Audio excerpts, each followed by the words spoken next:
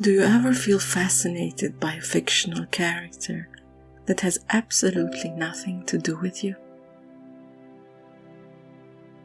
You don't see yourself in her. You have no friends or family that resemble her. She's not someone you wish to emulate in any way, and yet you cannot help but feel captivated by this unique and intense character. This was my reaction when reading Elizabeth Gilbert's The Signature of All Things the first time, and as it happens, the second time as well. A novel written in a perfect mix of 19th century rhythm and 21st century prose. The Signature of All Things tells the story of Alma Whitaker, daughter of a botanical explorer, a child with an exceptionally analytical mind that becomes a renowned botanist herself. We follow her during the entirety of her life as she discovers the mysteries of the world and builds a unique life of passionate study and secret self-discoveries. I'll try to avoid spoilers, since all the details end up finding their place in this lifelong story. But there are a few things that feel more important to me than the rest.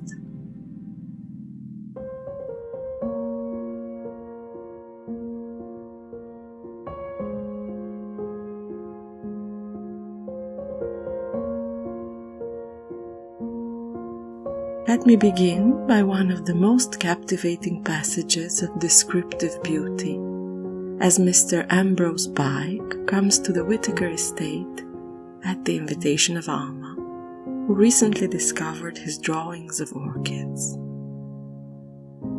In honor of this revelation and of this pivotal moment in Alma's life, I visited the annual orchid exhibit in the greenhouse of Paris's botanical garden, le Jardin des Plantes. The show has reached its 9th edition, and with a name like 1001 Orchids, it did not disappoint. Specimens from both the Natural History Museum's collections, as well as from the greenhouses of the city of Paris, were joined by rare varieties from 5 French orchid producers. An opportunity to show off classical beauties and newly created hybrids. The very realistic staging in the great greenhouse of the Botanical Gardens made me pay attention to every detail. Everywhere you looked, there was a new variety to be spotted. So just like in the opening quote, finding stillness in order to admire such rare beauty has been a lesson on its own.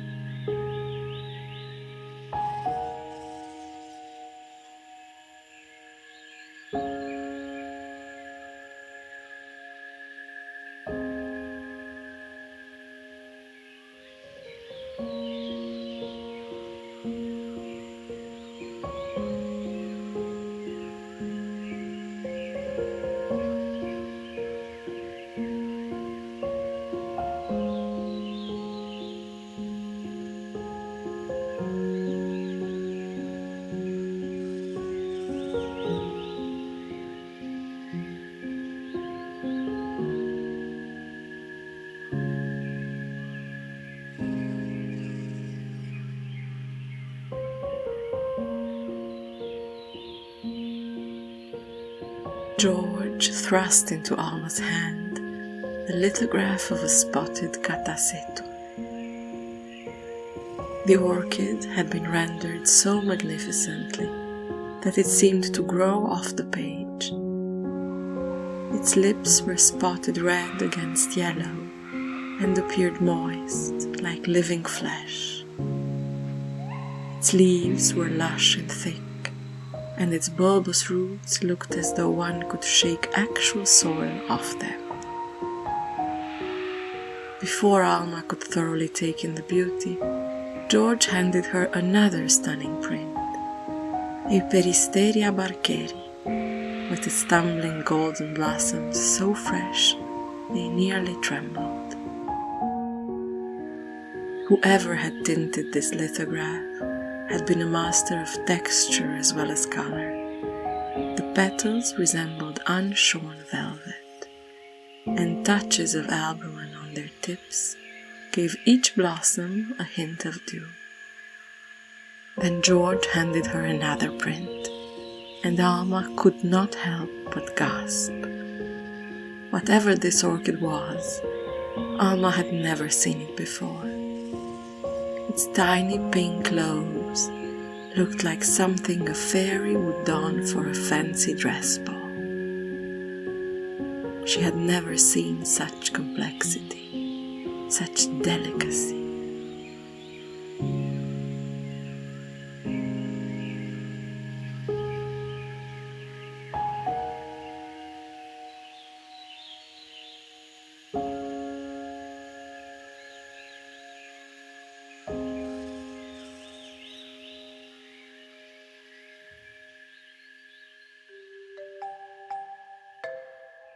I chose to prolong the orchid exploration, and it seemed only appropriate to pair the novel with a cup of tea suited to the occasion. Orchid Oolong by Le Parti du Thé.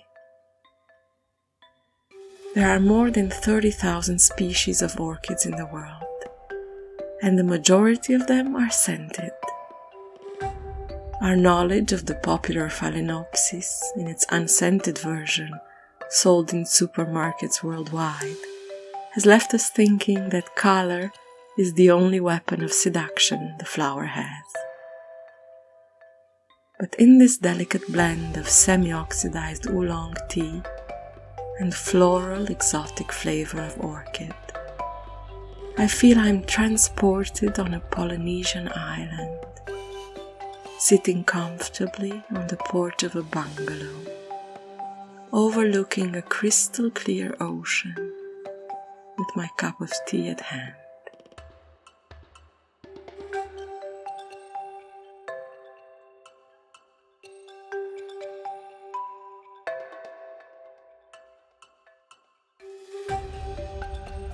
I started by confessing my fascination towards the character of Alma. And if the 19th century life of a young woman of means seems comfortable enough to envy, what I enjoyed reading about was the trials and tribulations of a spirit so down to earth, so rational in any field or subject, that it feels like a precursor of feminism. Yes, the subject of her sexual curiosity is omnipresent, and even if this contemporary liberty taken by the author seems somewhat unplausible for a woman of those times, I am inclined to say, what if?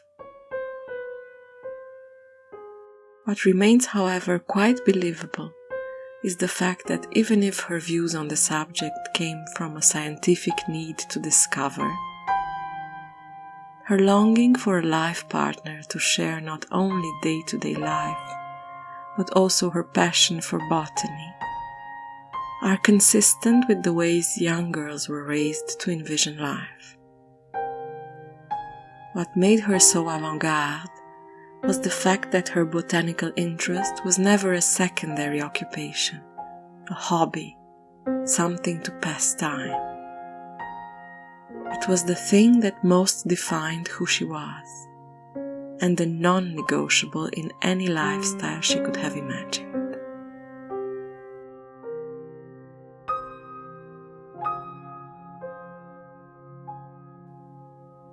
how she came to the study of moss seems unimportant in the face of her enthusiasm and dedication. And if I'm honest, what truly astonishes me is the passion with which Liz Gilbert has chosen this path for her character. Some of the paragraphs are so well written, it could even make botany interesting for the complete outsider. If the scientific study of plants has little interest for my creative side, the philosophical interpretation of those studies is infinitely more appealing. So the thought process that follows after a paragraph like this is quite exciting.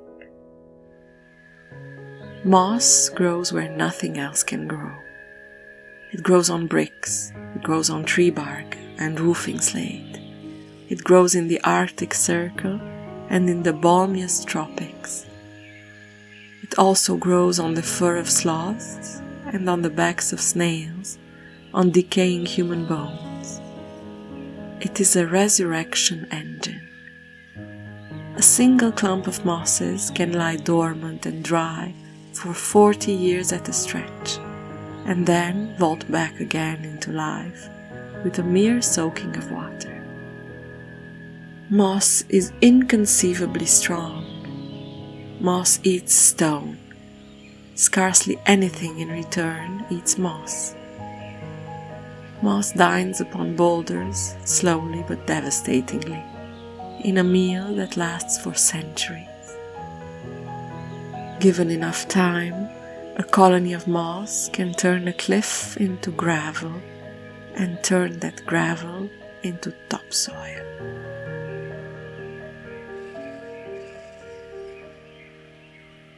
To think what even the most ordinary, unremarkable, common one of us could do with enough motivation.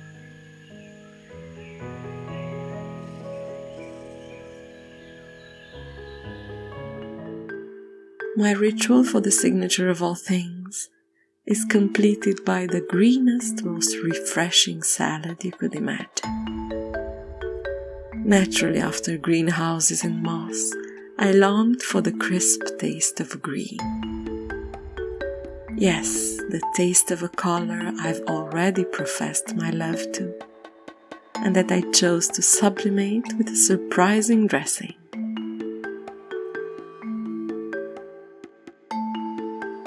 So asparagus, snow peas, rocket, kiwi, fresh goat's cheese, and a few hard-boiled eggs. I kept the natural flavors. Sometimes you really want to taste the asparagus and not the slice of grilled bacon around it. But I went all in with the salad dressing. Fresh mint, mustard, honey, grapefruit juice, olive oil, salt and pepper. It's almost like a mint pesto, but I added a little more grapefruit juice to have the perfect salad dressing consistency.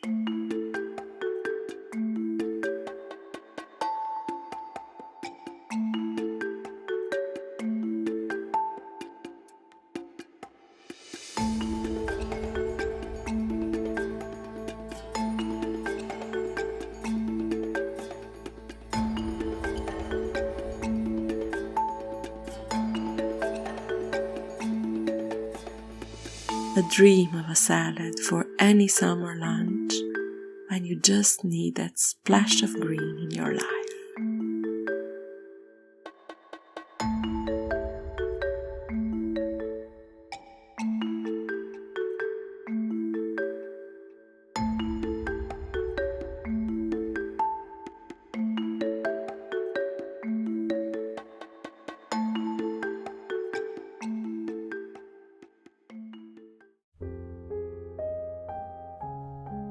The Signature of All Things, a novel I first read in 2014 and reread in 2022. So after looking at it from two perspectives, why do I think you should read it? because Alma Whittaker is a character worth knowing. You won't agree with everything she does or thinks. You'll sometimes find her strange and other times endearing, but in the end, getting to know her will teach you something about the value of our quirky loners, queer in any shape or form, neighbors, travel companions, or anonymous followers. The ones that have the capacity to see fascinating worlds in a droplet of water. And maybe while noticing them, we get inspired to find passion in our own lives.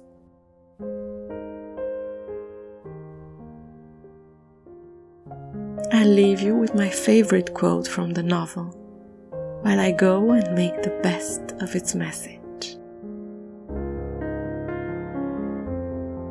I would like to spend the rest of my days in a place so silent and working at a pace so slow that I would be able to hear myself living.